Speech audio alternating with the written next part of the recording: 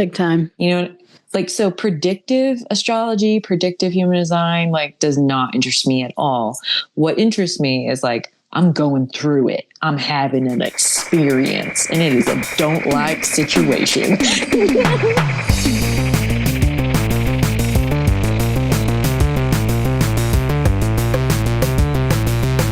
You are about to be informed.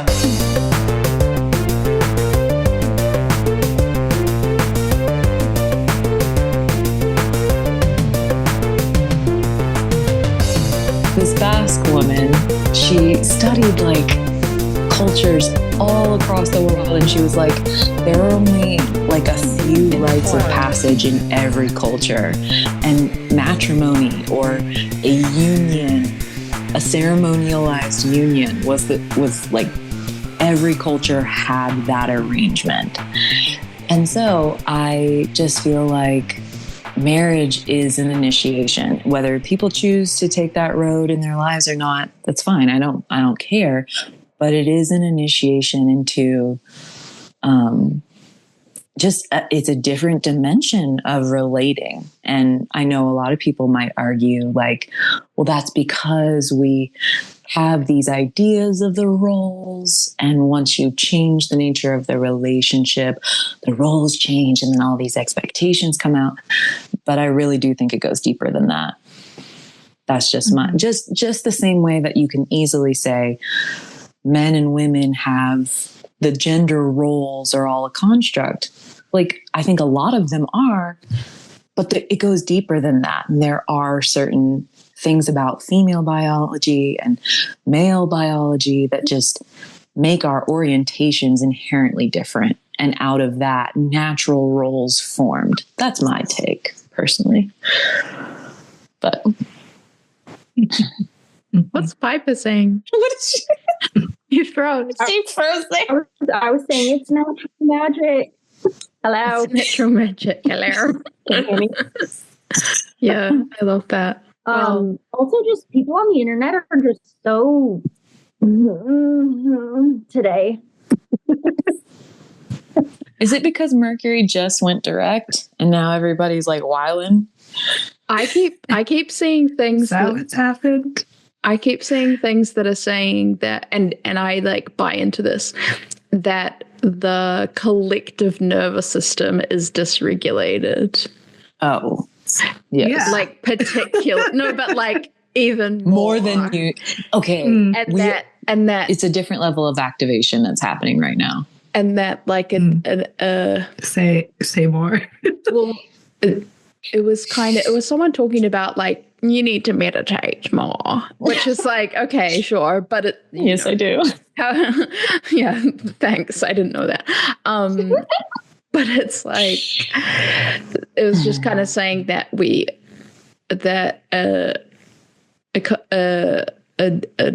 a nervous system attunes to a dysregulated collective nervous system. But if you have a regulated nervous, it just all, when you sometimes you start talking and then all the words just sound like you feel like you're just saying like rah rah rah rah rah. Sound like one of the parents from Peanuts cartoons. Are you like the teacher in South Park? Yes. Yeah. But no, I think that makes a lot of sense. Like when I especially feel like when the news cycle is especially charged and like it like sprinkles out, because like even people who choose to like be really mindful with their media consumption, or just choose not to tune into mainstream media, it's like, well, even your favorite creators online, they're getting wind secondhand of these really dysregulating stories. And so when the collective narrative is like, it's the worst it's ever been, be scared. It is much harder to find, grounding when you're plugged into the collective network. I was just going to say, I think we're just all way too plugged in. Yeah. I feel that. Yeah, big I time. do feel that.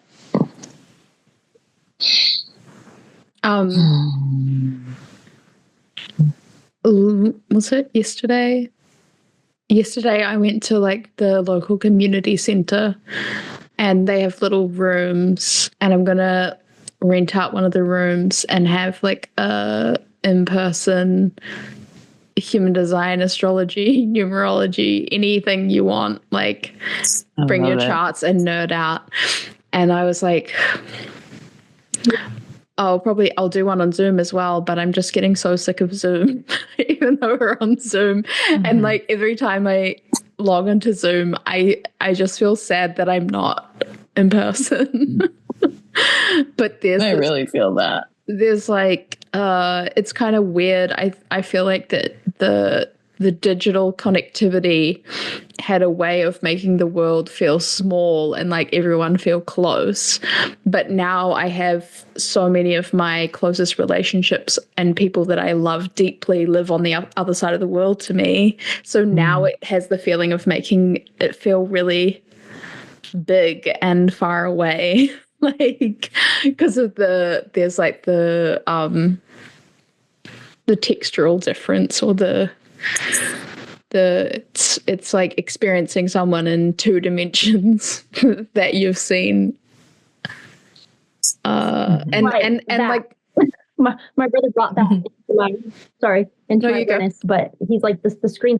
I don't even watch movies anymore or TV or anything, because we're supposed to be going from 3D to 4D, but all this is doing is bringing us like backwards from 3D to 2D, like anything green.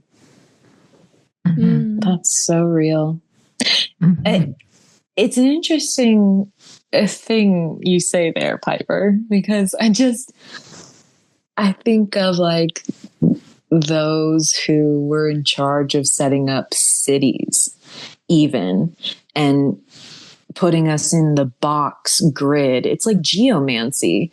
And like our screens are kind of a repetition of this idea. We're boxed in boxes and grids, and we're looking at boxes while we're boxed in our box in the boxed grid, you know, like even the way houses are built now in the modern world, it's like they don't all have to be square. That just makes things ridiculously easy and cheap to build. Other than that, the benefit is that you dysregulate humans, and then dysregulated humans have more, they require more pain relievers just to do life. And so it's really easy to sell pain relievers, especially ones that only work for like this long. You know, like all the little treat culture, which I'm not. You need more. I am not a hater of little treats. Jennifer Joseph loves a little treat. However, I can't not see like the need for it goes up as we get more focused on the boxes, you know? And this is why it's why I have such a passion for human design and differentiation, because it's a way that us as singular units of consciousness can attempt to live outside the box. Yeah. At least the one that has been formed in our minds. Yeah. Not so subtle segue.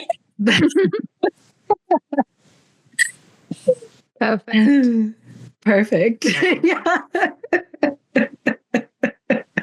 God did that. So yeah, it is perfect. You know, cities were designed around passenger vehicles.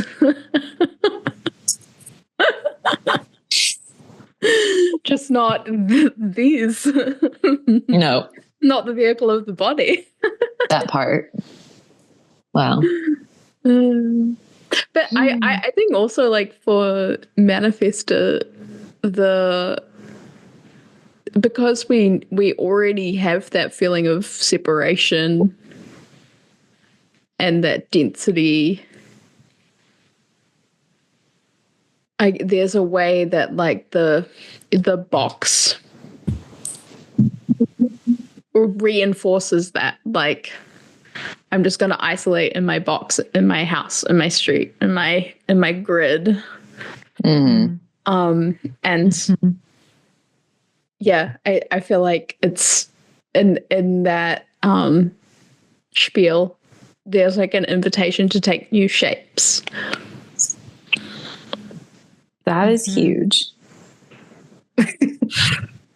Well, I mean, it's interesting because so many other types, I would say, thrive more around others. Not saying manifestors can't be awesome in relationships, can't be community members, and especially like transpersonal profiles and all that kind of stuff. However, there is an inherent sense of like otherness that manifestors carry, and the impulse is, like you just said, Karen, to like, oh, I'm so other, so might as well just keep isolating, boxing myself off, That is how a manifestor stays in the box, because it would be easier to just be alone and be with God. At least that's always been true about me. Maybe that's a 1-3 thing. I don't know. But for me, like, to be in relationship is the deepest struggle of my life. Yeah, same. So, like, I weirdly, even though society, you need people, you like have to have people. I very much feel like I can be in a state of mostly thriving. If all other conditions are correct for me, I can be in a state of mostly thriving, even if I don't have any close relationships to me in the state I'm living in. Like, yeah. I've experienced that before, and I knew on a soul level, actually, no, I'm meant to be on the stage of life out here, connecting with people, getting things started. And whenever I'm not doing that, I actually do feel myself not thrive. I'm not reaching full potential, period. Yeah. So anything that causes a manifestor to isolate more is how you stay inside the box. Even if you think, oh, I'm being differentiated. No, differentiation actually happens in a relationship. Yeah. Like, I don't have to differentiate You need myself the other. Yeah. So, yeah. Piper was saying something about curves. Mm-hmm. Oh, yeah. And then she got into how this, like, the material that you find gold in, and what is it called? Sleuthing? Sloosh?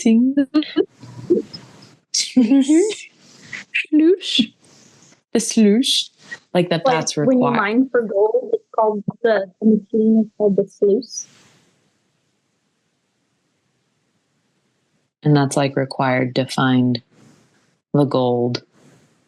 And then we got into how like each individual human is like a diamond, but like covered in a rough medium. And it's through exchanging ideas with other people, not just monologuing, having like a real dialogue where differences and differentiation and my POV, my personal view gets to come in.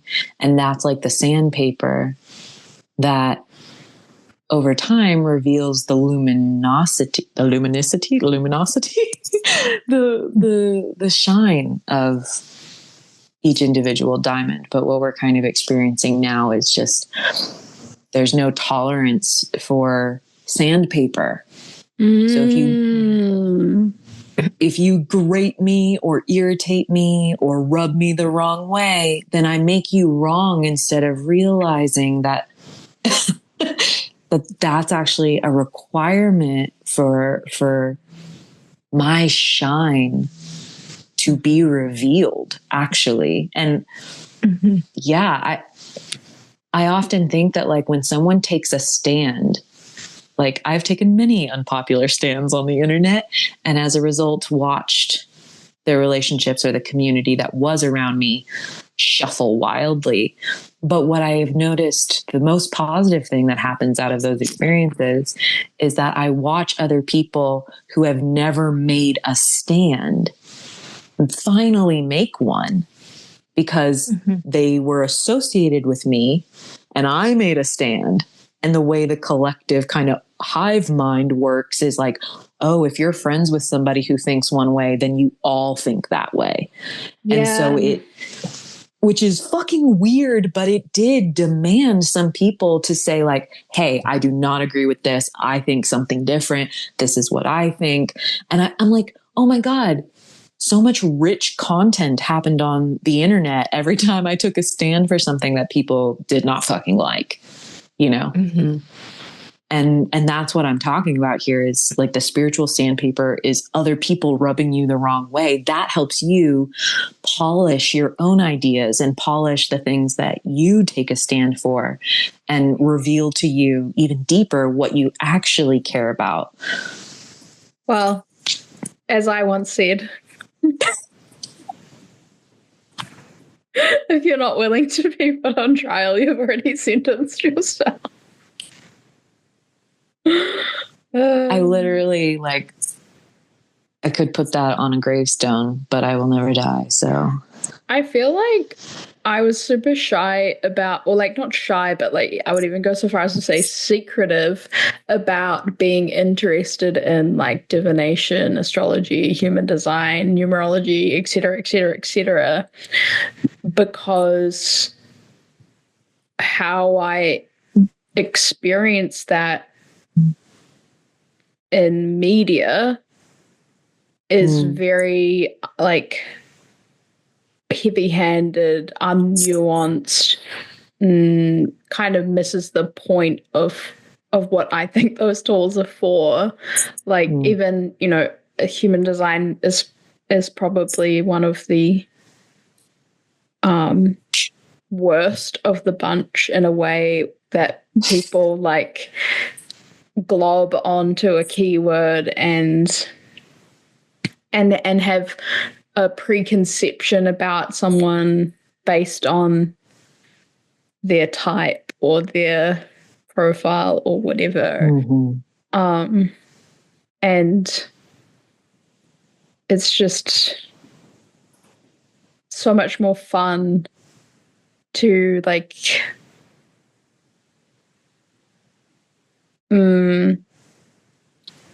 play in the realm of difference, like the different texture of like, oh yeah, we're all manifestors, but it's actually that's maybe the least interesting thing about the four of us talking. So true.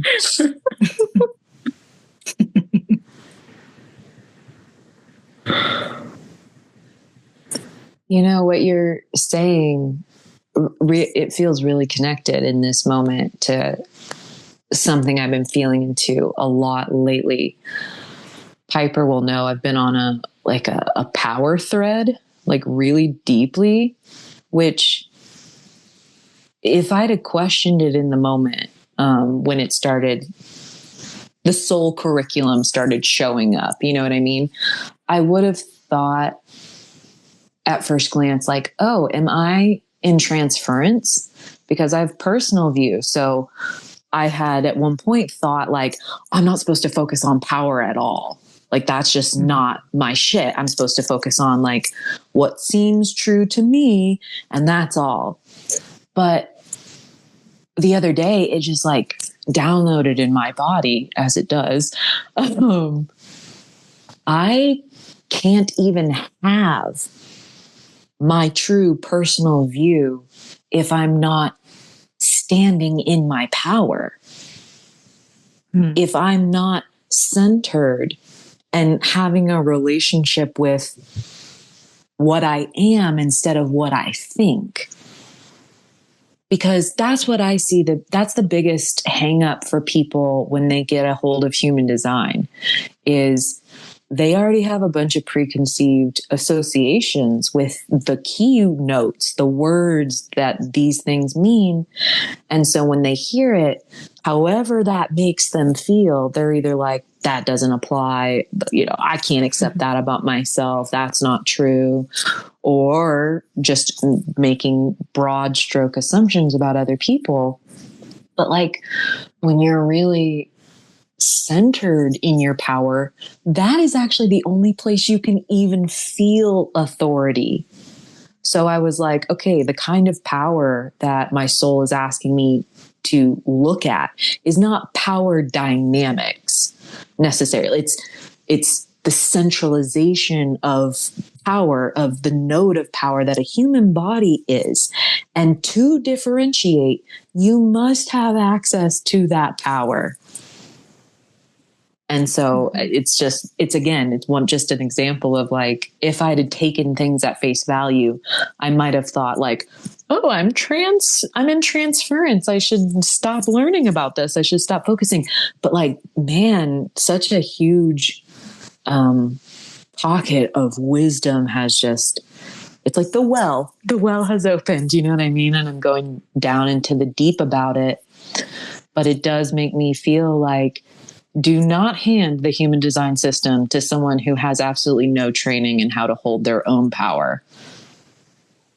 Because good luck following your authority if you haven't connected to your power. If you don't know how to be in your body, not saying you maintain that all the time, never dysregulate, but I just mean like, if I didn't have the body fluency that I developed before I started my experiment, I'm not sure it would have been a tool that really helped me. Do you know what I mean? Yeah. So.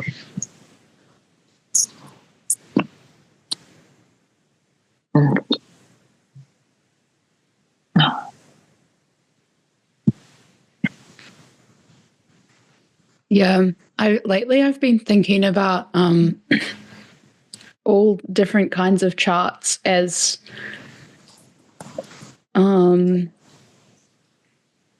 rather than a prescription, like something that tells you what to do.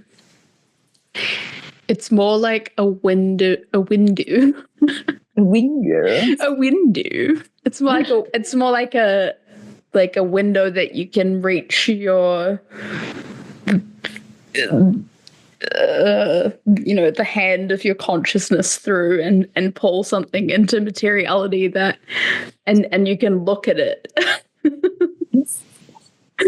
But it's not telling you who you are. It's not telling you what to do. Like, that's something I probably spent like a good solid 6 years frantically looking for some piece of information that was going to tell me like, this is your purpose. This is the, like before we were recording, you were talking about planning. Yeah. Like, I was frantically searching for the plan. Yeah. But as soon as you're like, oh, there is no plan, like, that's when you take the position of being creative, which, like, that's powerful, right? Yeah, and so many people are being fed the plan, with the media and the political landscape and the tariffs, and they're like, this is what's happening, and they're like, I'm like, wait, did you forget you're a fucking creator? Like, create an alternate path. What is wrong with you?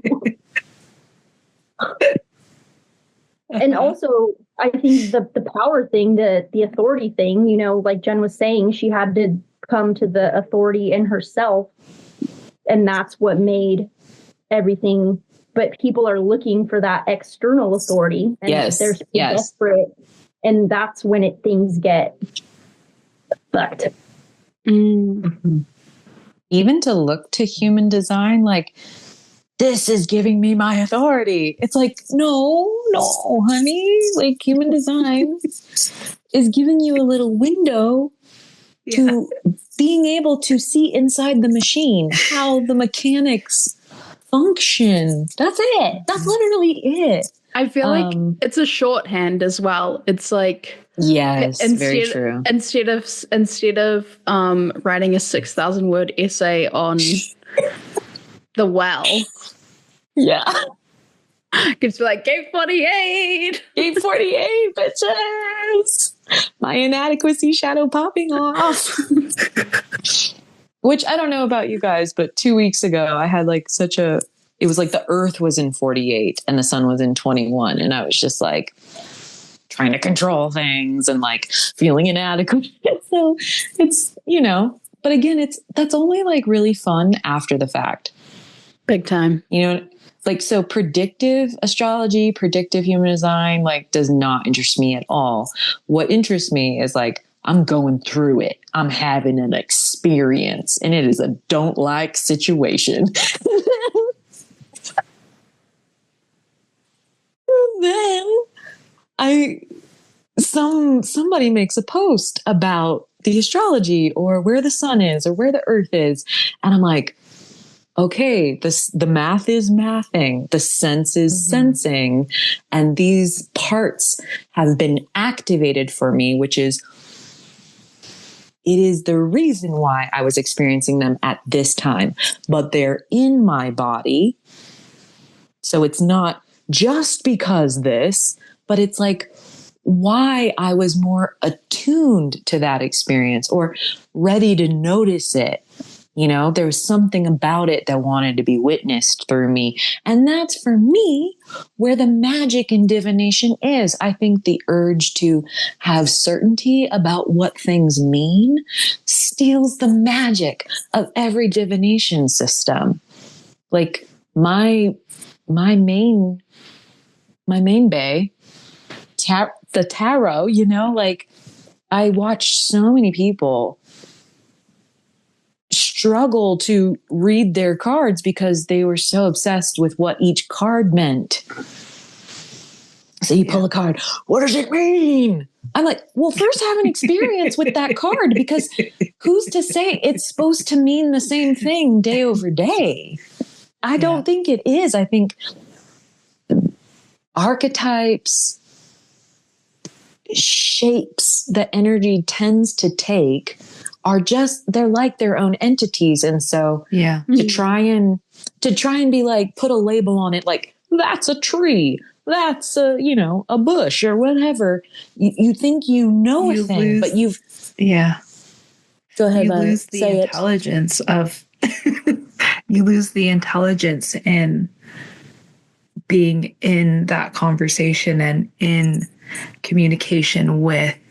And at the beginning, that was always my hardest gripe with tarot, and everybody that I knew with tarot was, this means this, and I'm like, I can't relate to it in that way, and I can't understand its language because you're telling me what it means, and it doesn't feel like that for me. But that's all I have to say. I think I have spoken. Another thing that gets people caught up is that they're like this with the gates. They're like, I have this gate, but like Jen, when you were saying, the sun was in this gate, and same thing with astrology. I'm a Gemini, so I'm this way, but it's like realizing, like stepping back and realizing that we all have. And we all experience every single one of these energies instead of being so like, this is who I am because I'm this. Right. And with the gates in human design, like that has its roots in the I Ching, which I never know how to say, But anyway, That's correct. I need to polish up my my Mandarin, my classical Chinese. Anyway, the something that didn't get carried over into human design, that is a huge part of divination with I Ching, is when the hexagram reaches a zenith of either yang or yin, like if you have 3 yang or 3 yin, then it changes. And that's like the whole point of the thing, is that it's changing, that it's always transforming, and that at any extreme it transforms into its other. And I think love that. It's so relevant with this kind of relational piece that we were talking about, and how we know ourselves by knowing the other, or like by what we're not, or by what we're being penetrated with, or like conditioned with. It only becomes useful when you observe it through a lens of change. Yes. And yeah, like even if I think about like one of my key placements being in the Gate of Crisis, that's not a static thing that I have for my whole life. There's an immature expression of crisis, and there's a matured expression of crisis. And I feel like all this conversation about outsourcing power and isolating from people and all this kind of stuff, it's, to me, reflective of this kind of request from life for us collectively to become adults, and how so many of our systems keep us in a prolonged state of adolescence. Like, it's we're trying to grow up, and it's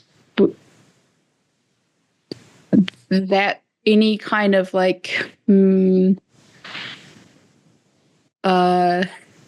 growth into a new sense of life, it is exemplified by change. Is Shackleton really loud for you guys? Oh, he's like yelling at me. No, I can just hear him just like, what do you need? What do you need? Love you, mommy. I think that, like, it's so interesting that you said that, because right before we got on this call, like, my husband had just gotten home, so we were having just a little chat, and something that he said was to that same effect, Karen, just like, because we were talking about being parents, and you go through this portal, again, another initiatory experience, and not everybody aces the initiation, okay? But we kind of are, you know what I mean? Like, meaning we have accepted that the challenges we are being faced with are demanding, or let's say requesting strongly, that we grow up, and we're going to suffer very greatly if we don't say, okay, like, mold me. I'm clay, like, remold me, life, because life is, this new child in our house is demanding something deeper of us. And, not to ever be superior about it. Not saying that's not a temptation of mine, but there's certain folks in our lives where it's like, you can really tell they're not parents and are never thinking about it. You know what I mean? Like, just a kind of state of perpetuated adolescence. And so I do feel like it's a huge feature of Western society. And I would also like to add that even indigenous peoples knew that they needed technologies to help their young ones become adults, because it doesn't just happen automatically with whatever brain we've evolved to have. There needs to be some sort of shock. There needs to be some sort of pressure cooker experience in order for humans to take that step out of adolescence and into a more mature or more adult expression. Mm-hmm.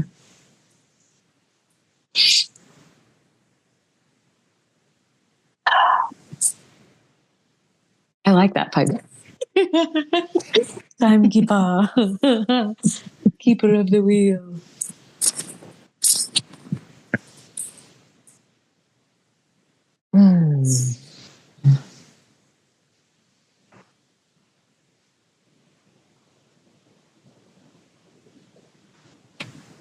Yeah, shock to the system.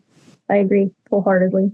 What did I tell you, Violet, the other day? If I wouldn't have made that decision, I'd still be trying to catch a crossfade at motherfucker's house.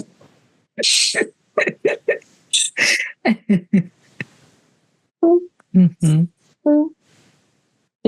We're just finishing up. Yeah, tomorrow's the last day that the sun is transiting gate 51, which the shadow of it is shock, and the gift is awakening. Mm-hmm. Like you have to be shocked to awaken and to recognize the conditions you found yourself in, you know? Mm-hmm. That's another thing that's been coming up like a lot lately, is like the reason why a lot of people shy away from the work of coming back into the body and starting to privilege the messaging system of the body over external authorities, is that when you begin to approach this work or start to come back online, there is a lot of irritation. There is a lot of agitation. There's a lot of fuck this. Mm-hmm. But what people think is like, oh, to come into the body hurts. No, to come into the body and become aware of the current conditions you are in, that sucks. That hurts. To become aware of how you're living on a body felt, body like sense level, you become so aware of the truth of how bad it sucks. Yeah.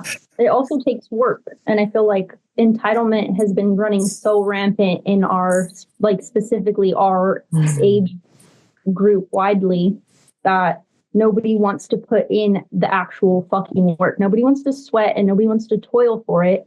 And when you said indigenous, the indigenous people knew, you know, there's a show that I watch, and when the girl gets her first bleed, she's like running up a hill and she has to grind the corn and she has to dig the hole and cook the corn and to feed the people. And it's like, and I was kind of like, oh, why are they making her run? What?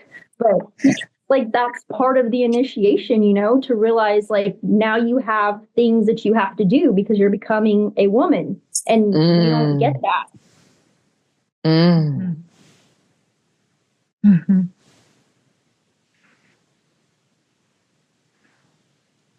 And I think too, my parents are watching a movie about a vet, and I've been thinking a lot about how there's not been a draft and how the men are different because they haven't been initiated. They haven't had to fight for something, you know, and not that I want them to go do it on that level, but I don't either, but I feel like we're all just walking around with our fucking thumbs up our butt, like, give it to me, please. Please, I deserve it because I'm worthy. I hate to value. I hate to bring it in, but something, Jen, that your husband and my fiance have in common is a dead parent. Yeah. Why is that the thing that just initiates them automatically? I mean, it's why in every Disney movie, like no character has both parents pretty much. Because you don't get the stimulus required to actually develop your character, individuate yourself, unless there's really a reason to.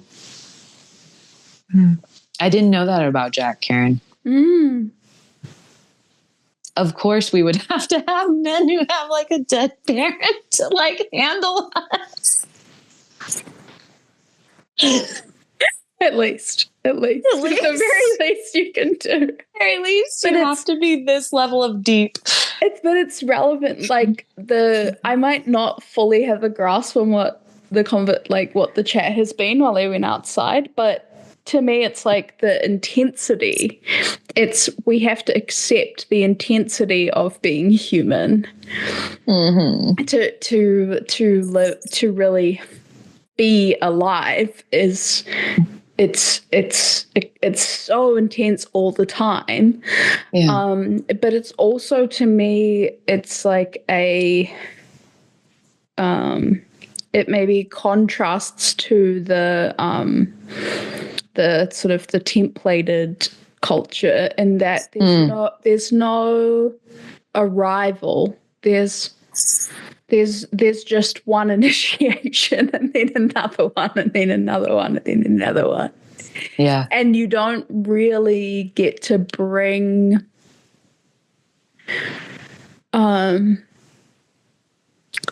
as you mature, you don't really get to bring the intensity of previous initiations with you, because it's no longer what's at hand. Like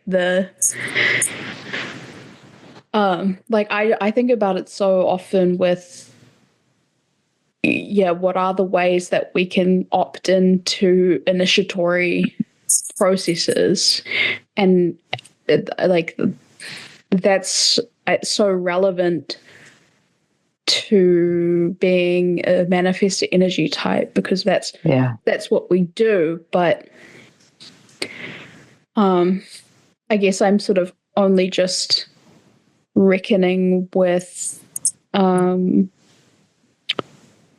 it's not discomfort, but I'd probably more class it as intensity. Yeah. You know, like you get your first period and you're running up the hill with the corn. That's like, oh, something intense is happening. How are we going to refine the individual in such a way that they meet that situation correctly? Without collapsing. Add intensity. You're muted, Piper.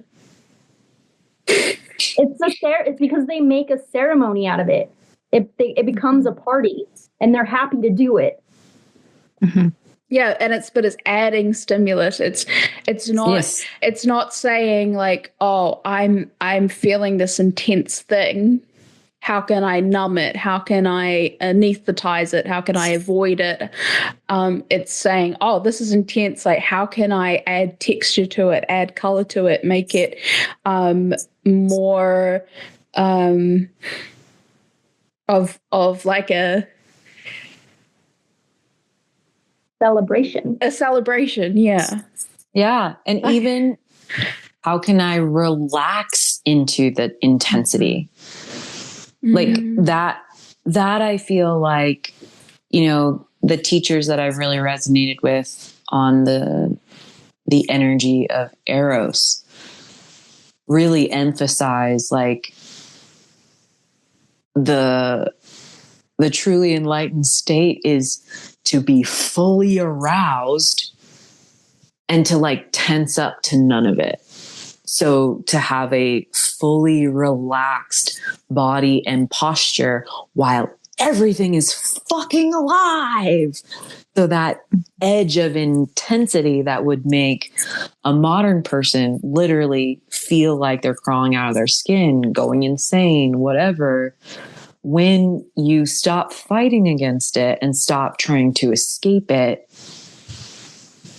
something the secret third thing can happen.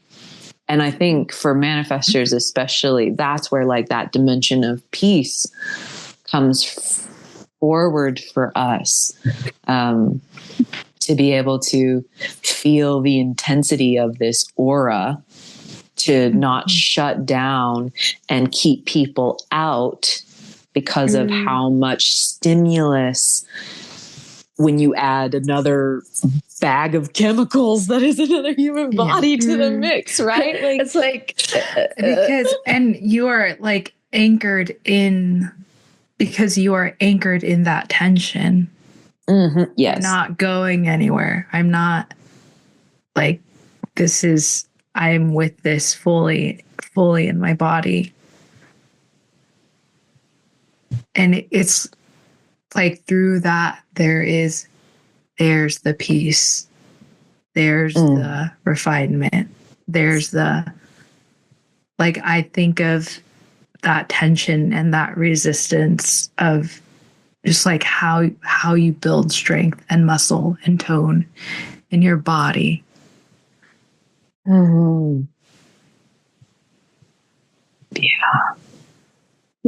Picking up a dead body will do that very thing, because you can be in your mind while the family's watching you wrap him up and pick him up off the floor and then put him on the gurney. And It's gotta be strong. You have to like, you can't be tense. You can't be, clenching. You have to be, and because that's what the family is experiencing. And when you're going in there to do that service for them, you can't be that. You have to. The first time I did experience, like, I was like, well, this is kind of a lot. The whole family was there, and it wasn't like negative. They were there to like, see him off, but it was like, okay, like, connect to the earth, connect. Like, let me get my grounding cord, and let me breathe. And, like, the foundation.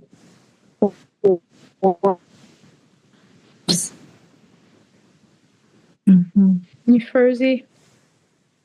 Will you say that again, Piper? I want to hear it. Me too. Just, finding the grounding in yourself, because they can't do that in the moment, because they're experiencing their grief, so you have to get yours together so that you can just be like the outward, like, even if they don't know that's what you're doing. It's like the famous monk Thich Nhat Hanh. It always goes on, like, I think he's dead now, but he kind of, a lot of his shtick is peace. But it's like something I feel like I learned from reading, I think it was this book about anger, it's like inner peace is it's context independent. I feel like that's what you're modeling, Piper, when you talk about that. It's like, I can be in this situation that, the vast majority of people won't experience that. And then on top of that, you're bringing you refer to it like as your groundedness. But it's, what is it really? It's like being a loving being. It's being a loving being. Amen. And it's like, you can kind of go around with, okay, what is peace?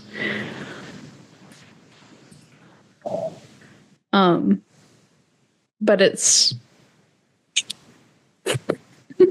also like letting others be in their own experience. Yeah. Not getting like sucked up into it. Yeah, this is like, so something about what Karen was saying came up for me. Like, it's interesting how my experience of myself when I am centered, what I would call grounded, or like the arousal of my body is high, like I'm connected and I can feel the energy circulating through my body. I have my ground, I have my center. It's really kind of weird how the natural offspring of that is peace. And I am a naturally more loving being. Like it's almost as if that's our natural state. And kind of the context of modernity has, if not directly conspired, it sure does fucking seem like it, conspired to hijack all of our nervous systems so that we are unable to access the natural truth and power and love and authenticity that we would naturally emanate if we were in our center, feeling our experience, in communication again with the body. You know, that's, I think that's people's biggest hindrance to being able to get their mind around authority. But you're never supposed to get your mind around authority. Actually, you're meant to feel your authority. It's a felt sense in the body. And so many of us have been habituated, indoctrinated, or conditioned to turn down the messages of the body when really it has a natural state that is like, go this direction. Like, I would like a peach, you know, like these very simple and clear divine directives that lead us exactly where we're supposed to go. And And scene.